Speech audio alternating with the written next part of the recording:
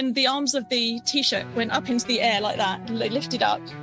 And of course I ran over, yanked it off the coat hanger it was on, threw it onto the ground, stomped on it a few times. Then I think I literally ran out of the flat at that time. You just heard Karen Hamilton-Viall describing one of her earliest paranormal experiences, a moment that still gives her chills decades later.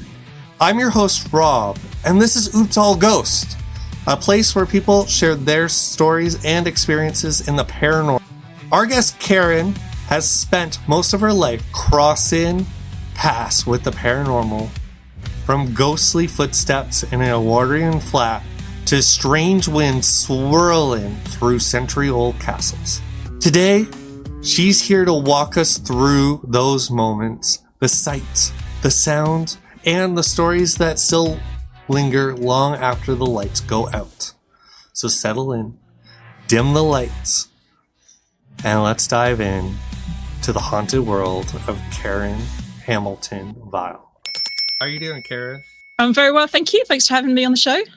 Yeah, so I read a few of your stories there, and I think the youngest one was at the age of 19. Is that correct? It's certainly one of the youngest. I think I possibly had one slightly earlier, but I can go into that later if you like. Yeah, if you want to start at 19 and then we can go back there. Okay, so when I was 19, I moved out of home. I'd left art college. I decided it wasn't for me and I wanted to get a job. So I got a job as a hotel receptionist in Bromley in Kent. It's actually a suburb of London, so it's just on the edges of London. And it had a very early start at 7 a.m. So instead of my dad taking me all the way there, I decided to move into a flat with some friends. So it was an ex-boyfriend and a friend of his. So there were three of us in a top floor flat. I've never researched the age of the house, but I would guess it was probably Edwardian. So there was a lower floor flat that had a lady in when we first moved in, and we were in the top floor flat at the top of the stairs. And we had a shared communal hallway.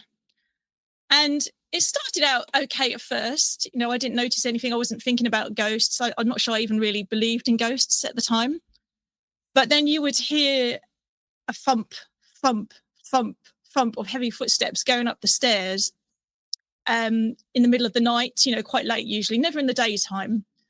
But then it would stop. You'd think that the door at the top of the stairs would open, but it never did. And then a few minutes later, it would start again, thump, thump, thump. And we used to laugh about it at first, I think, probably because we were quite nervous about what this was. Yeah. But it would just keep going. And whenever we had anybody over to the house and said, have you ever felt anything strange in the house? They'd say, yeah, on the stairs. Very odd. But then it moved on to other things as well. So I only worked at the hotel for 6 weeks, a couple of months, something like that, not very long, before I decided it wasn't for me. You know, I wanted to do admin work instead. So I was at home a lot because my two flatmates were working out in a cafe, and they were out all hours, 12 hours a day working there. And things would happen when it was just me there. So the fire alarm went off for no reason, not cooking or doing anything like that at all. And I couldn't work out any reason why this fire alarm was going off. And you could say, oh, perhaps that's faulty equipment, but it was a bit odd. And at the time, this was the early 1990s, I'm going to say. I think it was about 1994. And there wasn't a lot of other electrical stuff in the house for any ghosts to set off at the time. Now you've got Ring doorbells, haven't you? And all sorts of things that they can interact with. But that was the only sort of electrical thing that I remember happening. But I do remember seeing him. It wasn't full on, straight on as I'm looking at you now, but as I was walking past the bathroom one day. So we had a tiny, tiny hallway with all 5 rooms off of it, I think 3 bedrooms, a bathroom and a kitchen. And I was walking past the bathroom and I saw a big man standing there, backlit by the window. And I thought it was my flatmate. I won't say his name, but I said, oh, hello. And then I took a couple of steps past And because I thought, oh, I've got to say something to him. I've got to need a conversation with him. So I took a couple of steps back, and then the figure wasn't there.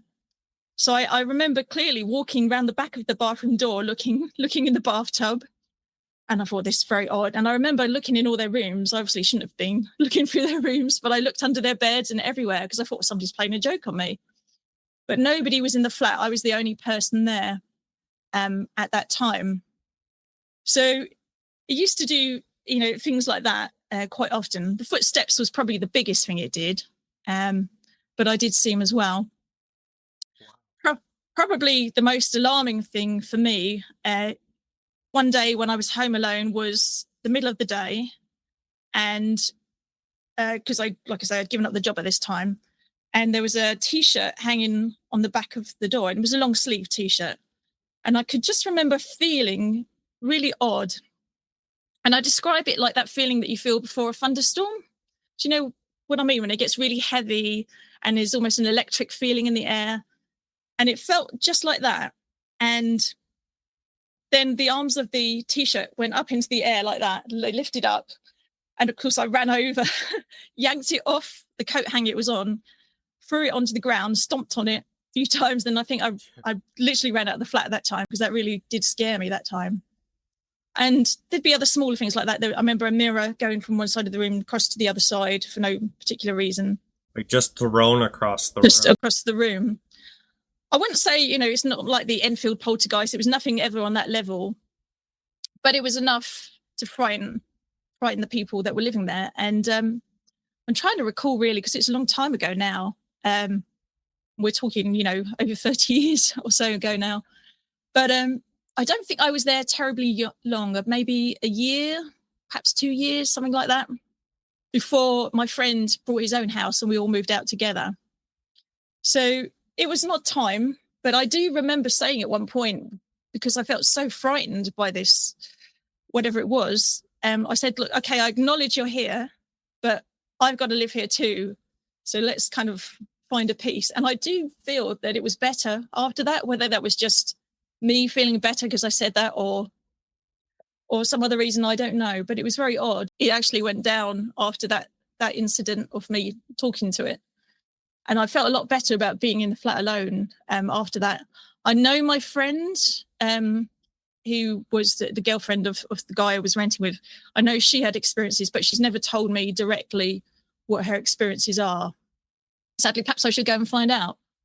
I do feel now that I should have gone and investigated were there any strange deaths in the house. And I did think about the footsteps as well. Was it person downstairs? But she really wasn't there for very long. I don't think maybe more than a couple of months before she moved out. And the whole rest of the time that we were there, the downstairs flat was empty. So I know it couldn't have been somebody downstairs making that noise.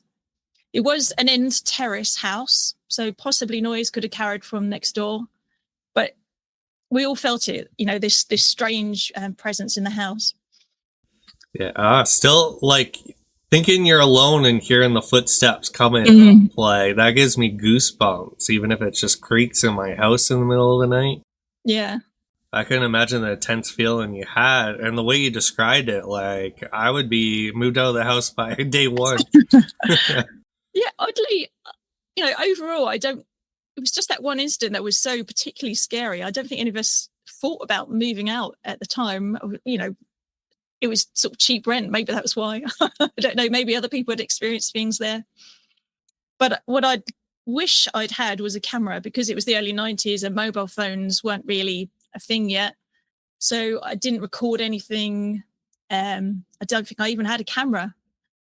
And I was chatting to another chap recently, Liam Grave, who's written a book, The Lady in the Bay Window, about his experiences. And it was so similar, the same sort of things experienced. And it's made me wonder if there couldn't be some way to record this sort of thing where you can say, yes, footsteps, yes, tick, we had that sighting of the person, yeah, tick, fire alarm going off, because he had a fire alarm going off in the same way. But because his experiences are much more recent, like I say, he's had like Ring doorbells and baby monitors going off. He's caught things on that as well. people have microwaves now, don't they, going off on their own. All sorts of odd things happen sort of in the modern houses, but I didn't really have that sort of thing available at the time. Like, what about now? You've had 7 experiences through your life. Have you had any recently with the era of cameras everywhere? Not really, not much in this house. This house is 1969, so it's a relatively new house for England. And I've seen perhaps a couple of dark, shadowy figures. I had one when I was sitting on the toilet one time. I knew my husband was downstairs. I could hear him in the downstairs living room watching something, and the hall light was on, and I have a glass panel in the bathroom door, and I saw what looked like the shadow of a person just walking past. So I've seen a couple of figures like that over 20 years, though, so not really very much at all in this house. But most of my experiences have been a little while ago now. I don't have so many recently. Would you like to hear another one? I'd love to. So probably the next one after that was Chislehurst Caves. I don't know if you've heard of it. It's a very old cave system, again in Bromley, southeast London. And I think it's thought that it was built in Saxon times. That's when it was started, and then medieval times and into the 19th century. So it's like a 1,000-year-old cave system. And they do regular tours of the caves. And on Sundays, they used to do extra long, hour-long tours. And they'd give you a little lantern to hold as well to make it more atmospheric. And is it like a mine kind of cave, or just like something people just kind of like hung out and explored in? I think it's mined. I had written down some of the history actually, so I could remember. So it's got World War I history where it was stored, used as an ammo dump. And then in World War II, it had 15,000 people living down there because it was used as an air raid shelter. It was used for mushroom cultivation, apparently, in the 19th century. So it's had a long history of different uses, but I think it was mining originally, yeah.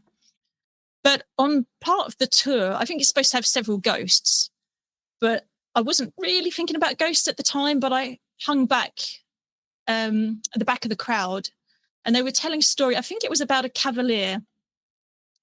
And I hung back, just sort of trying to soak in the atmosphere, and the rest of the tour just disappeared around that corner. And I remember looking down at the ground, and I had my lantern, and I saw a pair of booted feet walking past. And I'm a bit of a historian, so I sort of recognized them as sort of maybe, 17th century or about that sort of area, that sort of long, high, knee-length, slightly pointed shoe, I suppose.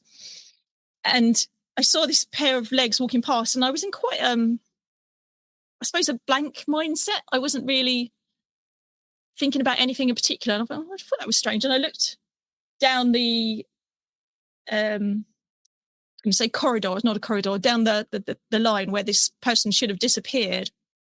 And bear in mind that all the other people on this tour had disappeared around the corner, but there wasn't anybody there. And it was actually a dead end, this bit where I was looking. So I couldn't see anywhere where this figure could have gone. And the shoes did look very strange as well. And I just went, okay, and just carried on after the rest of the group to catch them up, because I didn't really want to be left behind in these tunnels, because, like I say, there's 22 miles of the tunnels and you really don't want to get lost down there. Absolutely not. But if you look it up, it's got a really good history for hauntings and things. I think including one man who may have died down there doing an investigation, I seem to recall.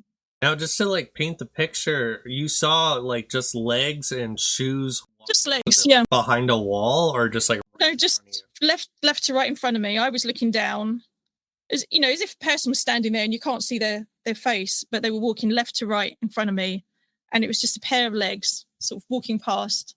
But when I looked up to see where the person had gone, because I thought it was a real person to start with, there was nobody there, and everyone else had, like I say, already disappeared around the corner, so it couldn't have been any of them.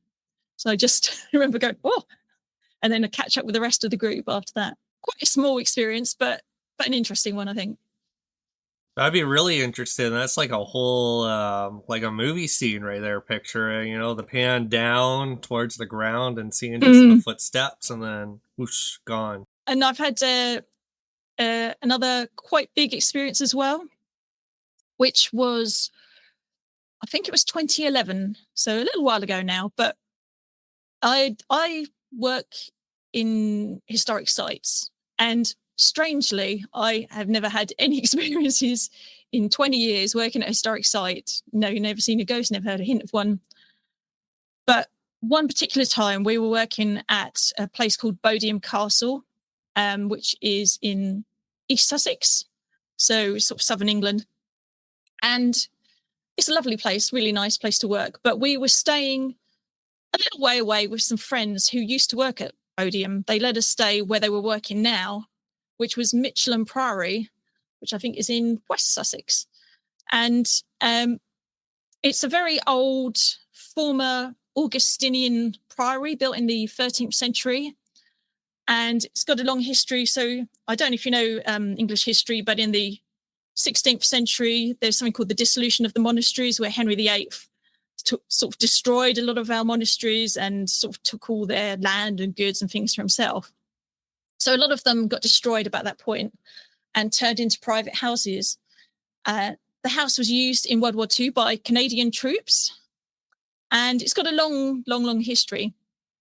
Now, my friends were working there, and they were staying in the top floor flat of the building, and it's quite a big, rambling building. Their flat is in an L shape, and you had the living room, sort of where the lounge where you sit and watch telly. Next to that was our bedroom we were staying in. Next to that was their bedroom, and then I think it went round the corner, and that's where the bathroom and kitchen were. So on the first night that we stayed there, I woke up in the small hours, about 2 a.m. I think it was, and I was woken by a loud dragging noise. It sounded like somebody was dragging heavy furniture. And I wasn't feeling very well that night. So I sort of said out loud, I'm not very well, just leave me alone. Because I was like, I don't need to deal with this right now. And I told my husband about it the next day. He hadn't heard it because he was quite a heavy sleeper. And I didn't tell my friends about it that I was staying with. And the next night, middle of the night, the dragging noise comes back again. And I said out loud, oh, you must be able to hear it. And my husband said, of course I can hear it. So we both got up, and the noise stopped, if I remember rightly. And I went along the L shape around the corner to where the kitchen and the bathroom were to see if there were any windows open, anything like that, anything that could be making the noise. And when I came back, he was standing outside the bedroom. The door to the lounge was closed. And he said, did you feel that? And I said, what? He said, like a whirlwind going around your head. And I said, no. And then as soon as I said that, I felt a whirlwind going around my head, like round and round. And we were like, oh. And for some reason, and I don't know why, we both then just went back to bed. And we were kicking ourselves. We were saying afterwards, why did we not go in the lounge? Neither of us went into the lounge to investigate. We just left that door shut and didn't go in there. So that was the end of my personal experience. But years and years later, I presume I'm allowed to mention TV shows and things, aren't I? Yeah. Sorry, what was that? I'm allowed to mention TV shows and things. Yeah. So there was a program called Extreme Ghosts, and it was somebody who was, again, living at Mitchell Priory, a different person, not my friend that had lived there. And his experience was so similar to my own, with the dragging noise. Sounds almost like somebody was pulling a piano or a very heavy bit of furniture. And he had wind blowing around the room, that room that we had stayed in. He'd had this wind blowing around as well. And it was so similar. It was quite justifying that he'd had something happen to him that was so like what we'd experienced. Wow. Sorry to stop you, but explain the whirlwind. Was your hair actually moving, or was it like the feeling sense around? No, it wasn't. It wasn't like blowing out or anything, but it was like you can feel a breeze around your head, and you can just feel the breeze sort of kissing your skin and blowing around. And, I've never experienced anything else quite like that since, not even when you're outside. It doesn't normally eddy around you, does it? You might blow, at you. But this was definitely around because you could feel it just going round. Kind of like wrap around you. Yeah. But my friends who lived there said they'd never experienced anything, but admitted that they were heavy sleepers. So who knows? A very odd experience. I did know that the Priory had a history of hauntings. It's quite famously haunted. It's got lots of ghosts, supposedly. But I still never really expected anything to happen whilst we were there, because you're like, oh, that's something that happens to other people. But it was an interesting experience, and I'm so glad I got to stay there, really. Oh, that's awesome. And you had your own experience there that you can relate with. Like you literally seen somebody else experience it as well. So in the TV show, the only difference he had, I think, was he did go into that lounge, and there was some furniture had been dragged out, and I think the floor was scraped where it had been dragged out or something as well. So his was a little bit more extreme than our experience. But yeah. Do you think, like, if you looked in there, that the lounge would have been moved around? Possibly. We've both regretted that ever since. My husband still says, why did we not look in that lounge? Why didn't we just go and have a look? And I honestly can't answer why. It just felt like somewhere we shouldn't go. Like somebody who had their hand up and they were going, no, you're not coming in here, kind of thing. And subconsciously, we decided we weren't going to go in. Makes sense too, but we didn't. Yeah, no, that would totally freak me out in the sense, like, I'm trying to picture what it'd feel like on the face of just like almost like a brushing across that. And you were saying, like, you go into these historical places as your work. Is that your only experience? It is strangely the only one I've had at a historic site, yeah. Well, apart from the caves, of course. But no working. Nothing. I've had other people tell me about experiences, but personally, no. We used to stay on site at night as well sometimes, so you'd think we would have had something, but no. Nothing at all, oddly. No kidding.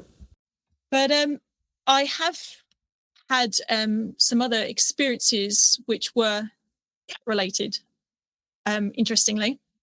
So I think cat-related. So I think this first experience must have been when I was at home. So I think I was perhaps a teenager. So I think it was probably slightly earlier than the original ghost I mentioned. And we were just sitting in our living room of our 1930s semi-detached house. Quite an old house. I don't know much about the history. And there was an electric fireplace and sofas around the room. And our two cats were asleep on the sofas. We were sitting there having a chat. And suddenly, both cats got up off the sofas, ran towards the fireplace, and started hissing, hackles up, as if they'd seen a dog or something that was really frightening them. And they were there for, I can't remember exactly, 30 seconds a minute, just hissing and hackles raised. And then eventually they stopped and just went back to sleep, went back to the sofas to sit down. They just stopped. We couldn't hear anything. We couldn't see anything. It wasn't a working fireplace. It was, like I say, it was an electric fireplace. So I don't know what that was, but I always thought that was very odd that they both got up at the same time and looked at the same spot. There was no mice or anything there. And it's the wrong sort of reaction for a cat to prey. If it was prey, they'd be trying to catch it, not hiss at it. So I always thought that was odd. But years later, so after the experience in the flat, when I'd moved on to my friend's new house that he'd brought, I don't know how that house was, perhaps Victorian, Edwardian again, similar age to the flat perhaps. Not long after we moved in, he got a couple of kittens. And I was up in my room, and it was the middle of the day, but I thought I'll just have a lie down on the bed. And I'm not somebody that falls asleep very easily. It takes me like an hour to fall asleep at night, Feel that. And as I was laying there, I heard this little kind of noise that a cat makes when it's greeting you. And I felt the pressure of it landing on the bed. And I thought, oh, one of the kittens has got into the room. So I opened my eyes and looked, and there was nothing there. So of course I looked all around the room. Oh, perhaps it's gone under the bed, in the cupboard, and there were no cats in there. And then I went downstairs, and they were both downstairs. So I had literally just shut my eyes. I don't think I was asleep in any way. I don't think it was a hypnopompic hallucination or anything like that, because I was awake. But it was just that noise they make and feeling of their little paws landing on the bed like they just jumped up from the floor. So that was very odd. Never happened again. Nothing else in that house happened at all. Just there was one odd little experience that I couldn't quite explain what it was. Oh, so like just to go through it, like you felt the pressure of it jumping on your bed, and when you looked, there was nothing there. Yeah. Wow. Do you think there was any like cats beforehand with your roommates, or did you guys all move in together? We all moved in together, but I don't know who had lived there before. Obviously, it would have had quite a long history. Like I say, this is the 90s, so it must have had at least 90 years of people living there. So enough time to accrue some ghosts, I suppose. But what about what about yourself? Did you have any cats like growing up, or anything you think that may have followed you? We did have cats, yeah. So from about 5 to when I left home, we always had cats. Always liked cats. I never had a personal one of my own till much later. So I didn't have one of my own in that house at all. So I don't know, nothing I can really think of that would have caused a cat to come. That's fair. It's very interesting. I had somebody on the podcast explain his family cat, when it passed away, he'd feel that every night, the pressure come back. Oh, quite reassuring, I'd have thought, though, if it's your own cat. That's what he was saying. So going back to it, the cat situation that was the same flat you were experiencing the footsteps? No, it was his next house. So the reason we moved out of that flat was he wanted to buy his own place. He'd been awarded some money for an accident he'd had, and then he brought a house with it and asked if we all wanted to move in with him. So he had some, ready-made flatmates to hire his rooms. So we all did, because we all like living together. And so that was where the new experience was, in this new house. Wow. So even just like moving on, you still had like a one situation. It was in the same road, though. So it was same road that the first experience had been, but up the other end of the road, the entirely other end of the road. So I don't know if that's got any coincidence. I know that people are always interested in whether ghosts and railway lines are linked. And there was a railway line near, but it was, can't think of the word for it, like a railway that wasn't used very much. Like once an hour, a train would go up and down it. It's like a little branch line. I think that's what they call it. So it wasn't a very busy railway line, and it stopped by, I think, about 9 or 10 o'clock at night. So it wasn't causing the footsteps or anything like that, because this was happening later. The footsteps were often quite late at night. Wow. Everything experiencing at night. I feel like one is, who knows what the paranormal world is like, whether they can travel through such energy, or do they just move on their own and stick around where they just like it. You were talking about even experience younger in your age. Would you mind sharing that story? Well, sorry, that was the cat story. So the cat story was when you were even younger than 19? Yeah, that's when I think I was about 13, 14, 15, somewhere in that range. I don't know. I can't recall now my exact age, but yeah, it was somewhere about that age. And even though it was, had a bit of history, that house, never really experienced anything much in that house. But I was talking with this chap, William Grave, who's had experiences the other day, and we had an interesting thought, because I also get sleep paralysis.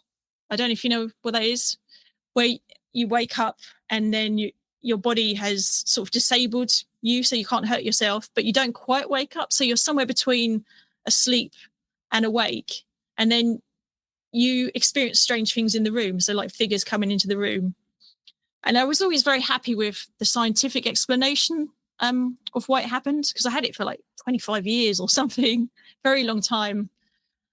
And it was only recently that somebody said, well, quite often sleep paralysis situations start in haunted locations. And I thought, well, that's an interesting idea. And so I asked Liam whether he'd had his experience in that house. And again, he was 19, like me, first time he experienced it. And that was the first place that he experienced sleep paralysis. So although I'm not sure sleep paralysis is anything paranormal, I thought that was quite an interesting link there between us. And I'd love to know if more people have ever experienced sleep paralysis in a haunted location. Yeah, I've had a few people on that experience sleep. I always butcher the word of it. And they had the craziest situation where one saw a goat-headed man. Oh, really? Wow. So it's really hard to say, but it does seem like paranormal locations. It happens quite often to people. Could just be that people are worried and not sleeping so well because they've got ghosts, I guess. But I know disrupted sleep can cause it. But I don't particularly remember having any sleepless nights in the flat. I do think I probably slept quite well. I know people always say, well, why didn't you just move out? But you haven't always got somewhere else, easily free to move into, so we just stayed there. Oh, it's very true. I couldn't imagine if my house was haunted. Oh, man. I try to find the next scene. Has there ever been a situation that's completely creeped you out where you had to leave? Or has it always been just like kind of that normal paranormal situation? Like I said, the arms lifting up was the closest I came to, I've got to leave, I've got to get out of here. And I think it was probably shortly after that I decided to talk to whatever this was. I'm not sure I thought it was anything at first, but as things continue to happen, you're like, okay, well, okay, I acknowledge you're here. I'm just letting you know I know that you're here, but just don't do that again because it's really creepy. Yeah, like this needs to stop. This is too much. Mm. Wow, yeah, I could imagine like physical objects moving. I mean, I've heard and not like seen, but like seen things get flung across the house. Strange sort of way. I kind of miss it in an odd way because it was such, you don't realize it at the time, but it's such a unique experience. And, I'm never going to experience anything quite the same again as that first experience of living with something so odd happening. Yeah, and you were saying that like when you were living through it, you wish you had like cameras and stuff we had to go through. Is there anything else like you kind of wish you did living through these situations you've been through? I wish we had all the other things that they have now, all the paraphernalia of modern, ghost investigation, or the EMF meters. And it sort of left me with a lifelong interest in the paranormal. So I do now go on, public ghost investigations, but I don't think much really happens at these events. I've been on quite a few now, and, the meter goes off, or, somebody's cat balls or something like that, but nothing as interesting and concrete as those strange experiences I had when I wasn't intending to have an experience. I sometimes feel that when you're looking for it, you don't find it. You need to be staying somewhere a while, and then you start to have experiences.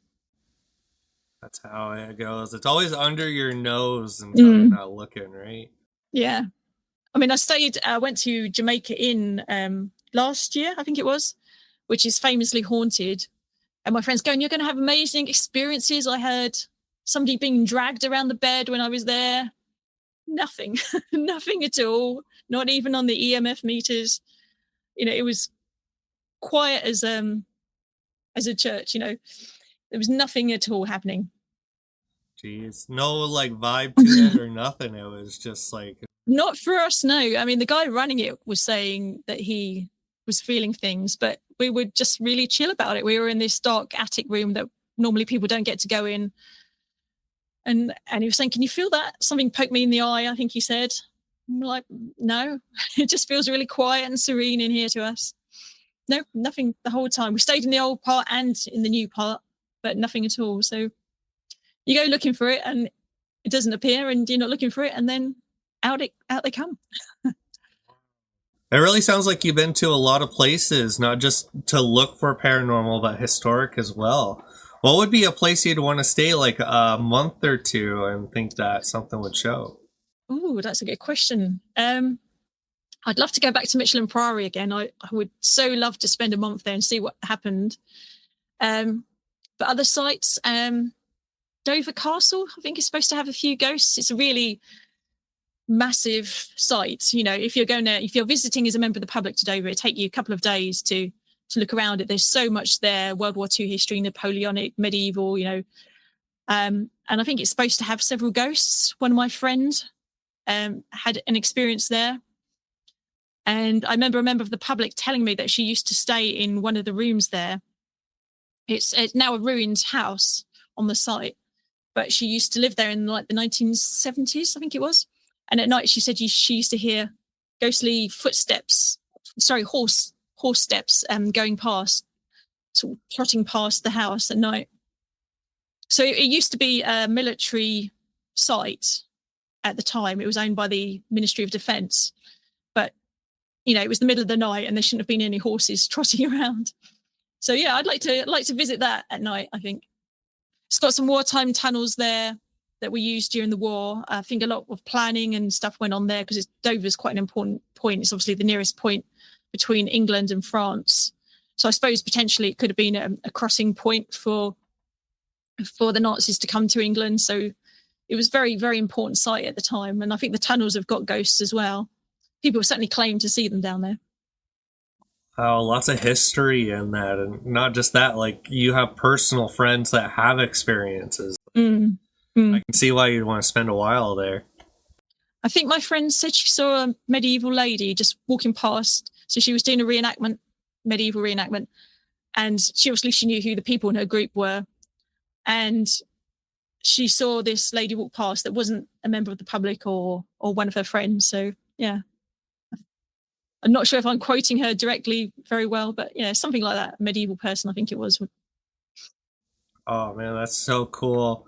I've never experienced like go out to paranormal places and do this, so it's so great to hear like your guys' experiences or close friends to go through. Is there anything else you'd like to share to other paranormal investigators? Could you mean like other experiences or?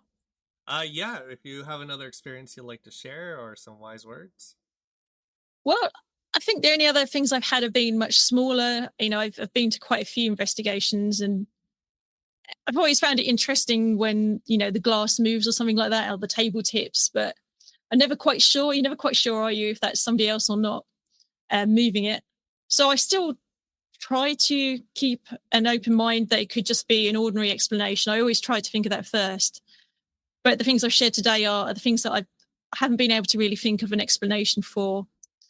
You know, you could say that the fire alarm going off was a faulty fire alarm, but it only happened the once, I think, the fire alarm.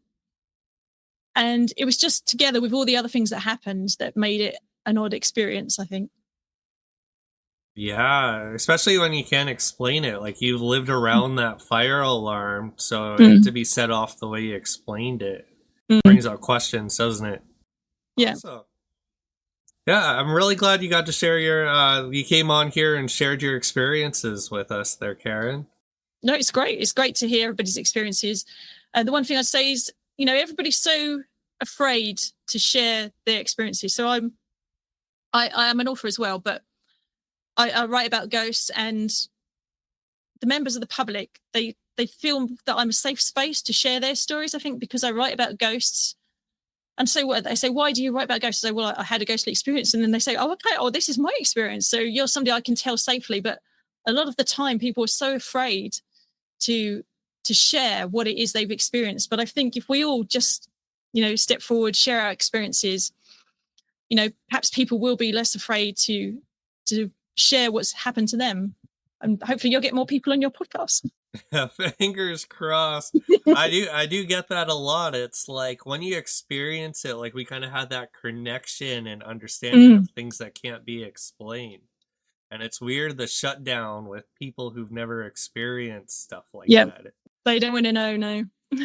No, there is no conversation about it. I have had people that say, oh, no, I don't believe in ghosts. You know, I never had an experience, except I did see my dead mother or my dead neighbour. And you're like, is that not a ghost? And they're like, oh, no, I must have just hallucinated it. I'm okay. So they've had an experience, but they've just immediately sidelined it as not a ghost because they don't believe in anything paranormal. My husband still doesn't believe in the paranormal, even though we had that experience together. But really, he doesn't believe in it.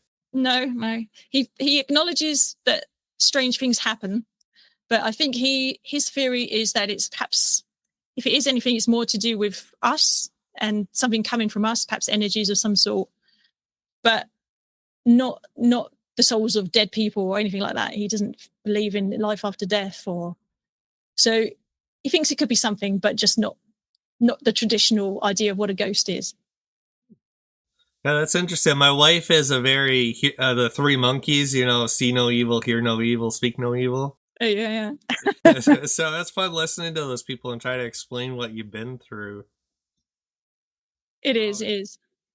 And I appreciate you hopping on. It's been about 40 minutes here. Is it really? Wow. I've really enjoyed your stories, Karen. I can't thank you enough for hopping on and sharing them. Is there anything you want to plug in? You mentioned your book there. Did you want to plug it into the viewers? Yes. So I've got a copy here. So I've got two books. The Curious Life of Ada Baker is the first one. The Curious Case of the Woman in White is the second one. I also have a podcast where I interview authors who write about the strange, mysterious, fantastical, ghosts, folklore, horror, fantasy, and anything a little outside the realms of normal.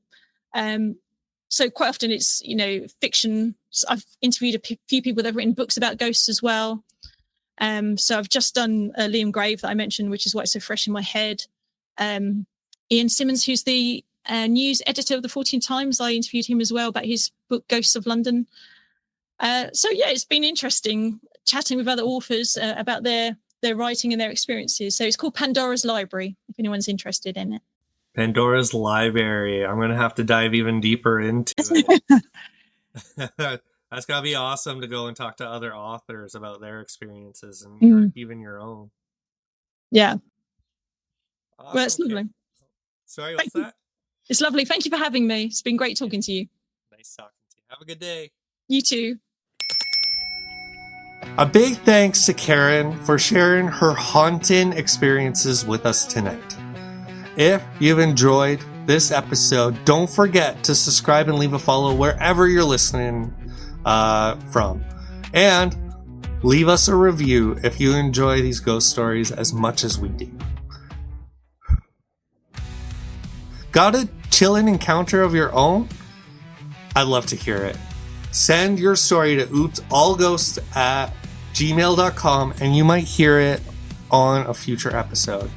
Until next time, keep your lights slow, your mind open, and remember, sometimes it's not just the house settling in.